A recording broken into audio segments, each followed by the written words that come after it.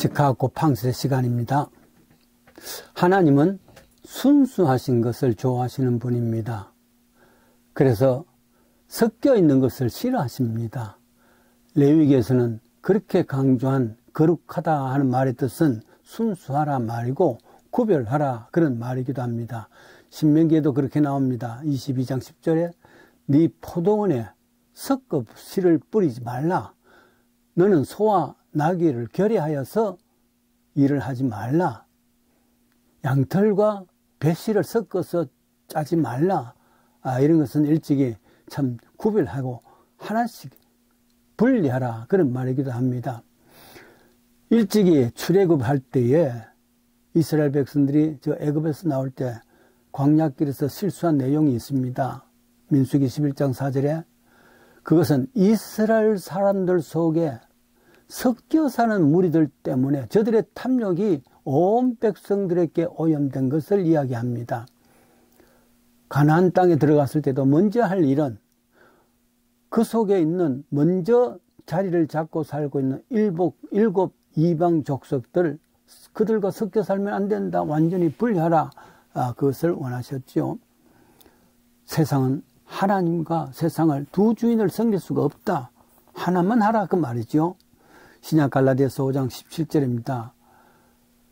육체의 일과 성령의 일을 분리하라 하십니다. 이렇게 함께 섞여 사는 것을 싫어하시는 하나님이지만은 우리 생활 속에요 섞여서 맛이 나는 것이 있습니다. 비빔밥 아니겠습니까? 우리나라를 대표하는 음식이기도 합니다.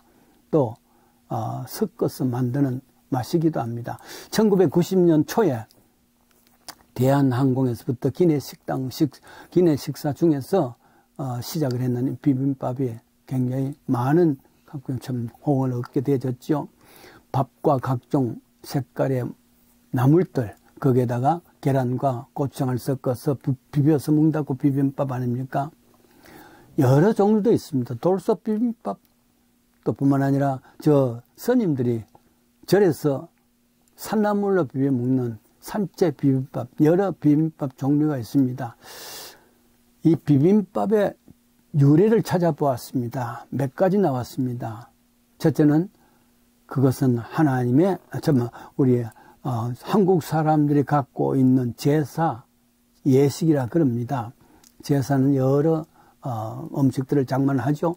그렇게 해서 후손들이 같이 모여서 먹을 때에 이걸 섞어서 먹는 그것이 여러 만들었던 나물들을 섞어서 함께 먹는 그런 것이 유래가 되었다. 둘째는 새해를 맞으면은 그 전에 있었던 모든 것은 일단 다 없애야 되는데 그 전체를 다 모아서 한꺼번에 섞어서 식구들끼리 나누어 먹었다. 이런 두 번째 이야기가 있습니다.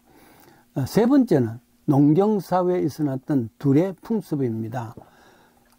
같이 농사를 지으면은 품앗이를 해주지요. 내 일도 다른 사람 일도 같이 해준단 말이죠. 그럴 때 각각 자기 집에서 갖고 오는 새참들을 함께 내서 두루 섞어서 먹는 풍습. 그래서 비빔밥이 나왔다 그럽니다. 네 번째가 있습니다. 네 번째 의미를 깨달으면서 많은 생각을 합니다. 조선 사람들, 특별히 조선 사람들에게는 한이 많이 설렸습니다.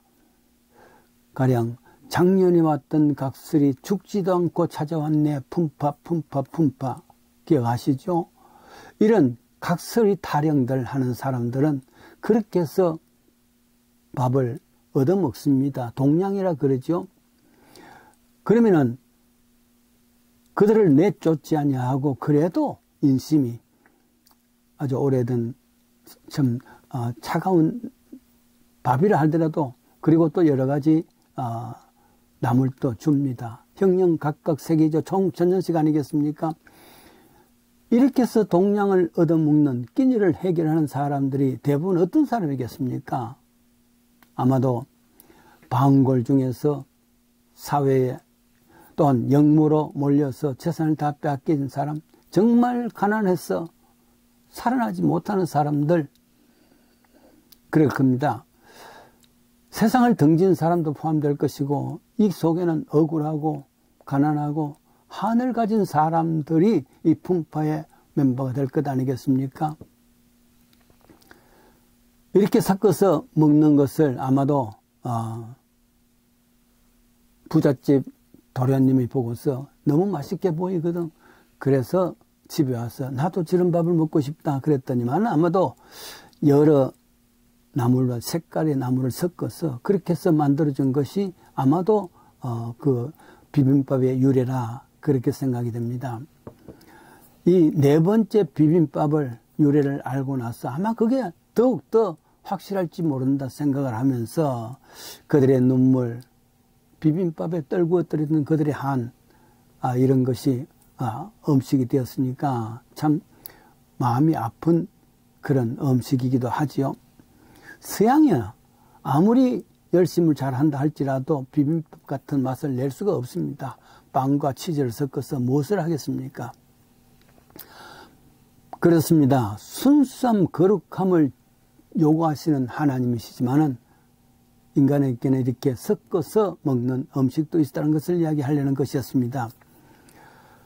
출애굽 당시에 애굽에 살던 이스라엘 사람들은 저 가나안 땅으로 불러내었습니다. 왜냐하면 400년 동안 세속 속에 있던 사람들을 분리해낸다는 것이 출애굽입니다. 그 출애굽이 저들의 순수함을, 거룩함을 지키려는 참 하나님의 방법이었죠. 그렇습니다. 세속과 또 거리가 구별되는 겁니다. 갈라디아서 5장 17절입니다. 육체의 소욕은 성령을 거스리고 성령의 소욕은 육체를 거스린다. 둘이 서로 다 대적함으로 원하는 것을 하지 못한다. 그럽니다. 그렇습니다. 그리고 그 육체의 일은 현저하니 곧 음행과 더러운 것과 화식과 우상숭배, 술수, 원수 맺는 것, 또 분쟁, 헛당 짓는 것, 불리함, 투기, 술 취함, 방탕, 여러 가지 15가지가 나옵니다만 이것을 분리하는 것입니다. 믿는다는 것은 이런 여러 가지 육체의 소욕에서 분리되어서 거룩한 순수한 것으로 찾아나가는 것, 이것이 믿음이라 합니다. 하나님은 아브라함에게도 네 본토 친척 집을 떠나라. 그리고 내가 지시할 땅으로 가라. 이것은 분리입니다. 구별입니다. 믿음은 구별입니다.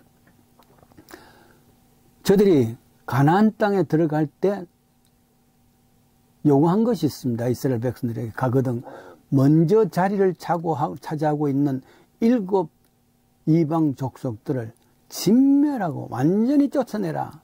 어떤 면에서는 하나님 너무 잔인하십니다 하고 불평할 만큼 강하게 이야기하십니다. 공전하면 안 된다. 타협하면 안 된다.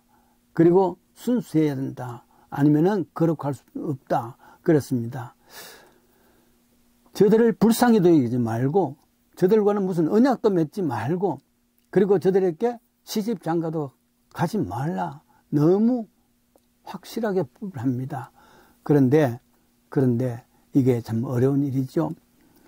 가만히 생각해 보니까 7 족속, 저 가나안 땅에 들어가면 먼저 나 있는 7 족속, 헷 족속, 기르기스 족속, 아모리 족속, 가나안 족속, 브리스 족속, 히위 족속, 여부스 족속, 여러 족속들이 있었는데 그 족속들을 가만히 생각해 보니까 각각이 다 이름에 대한 의미가 있었습니다.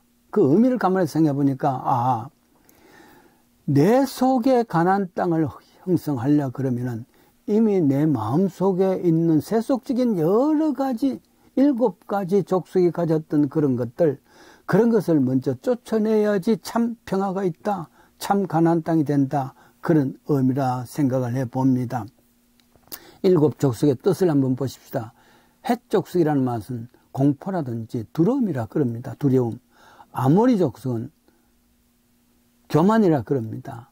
기르가스 족속은 혼돈이고 카오스라 그럽니다. 가나안은 자존심이 없는 자들, 브리스는 무식한 것, 그리고 또 히위는 쾌락주의, 그리고 여부스는 불평등, 이런 것들입니다. 그런 7 족속들의 의미를 가만히 생각해보니까 혹시 내 마음속에 내 마음속에 헷 족속이 들어있는 거 아닌가? 내 마음속에 기르기스 족속이 있는 것이 아니야? 있습니다. 공포와 두려움이 있고 혼돈과 카오스가 있고 교만이 있고 자존감이 약한 것이 있고 불평, 참 억압이 있고 또 쾌락을 사랑하는 거 있고 또 무식한 것들, 이런 것들이 내 속에 있는 한 평화가 없습니다. 신앙은 이런 것을 진멸하라, 다 쫓아내라, 그 말이죠. 이것 가지고는 그냥 평화롭게 살 수 없는 것이다. 근데 그런 말입니다. 신앙은 날마다 이들과의 전쟁입니다. 진멸해야 된답니다. 끊임없이 인정도 말고 또 이들을 쫓아내어서 분리하는 것이 신앙입니다. 비빔밥은 섞어서 맛이 있습니다만은 내 마음에 있는 여러 일곱 족속들은 섞어서 될 일이 아니란 말. 이걸 쫓아내야 된다 그럽니다. 가령 일곱 귀신 들린 막달라 마리아를 살렸습니다. 예수님께서. 그 일곱 귀신이 뭐겠습니까? 어떤 면에서는 헷 족속, 기르기스 족속, 그리고 또 아모리 족속, 가나안 족속, 브리 족속, 히비 족속, 여부스 족속들의 마음들 아니겠습니까? 이런 마음들이 가득 차있던 저 막달라 마리아를 예수님께서는 쫓아내셨다, 그런 의미일 줄 압니다. 그래, 내 마음에도 이런 일곱 족속이 가졌던 여러 가지 두려움과 공포와 카오스, 혼돈들, 교만, 그리고 이 모든 것들 쫓아내는 것, 이것이 구별된 삶이고 이것이 진정한 의미에서 신앙이 가질 수 있는 거룩함이라 말할 수 있을 줄 압니다. 신앙은 분리요 거룩함이요 순수합니다. 날마다 나를 죽노라 하는 사도 바울의 말도 동일한 말이 날마다 전쟁 속에서 신앙으로 이기는, 그래서 마침내 가나안의 평안이 이루어졌으니 복된 삶을 사십시오.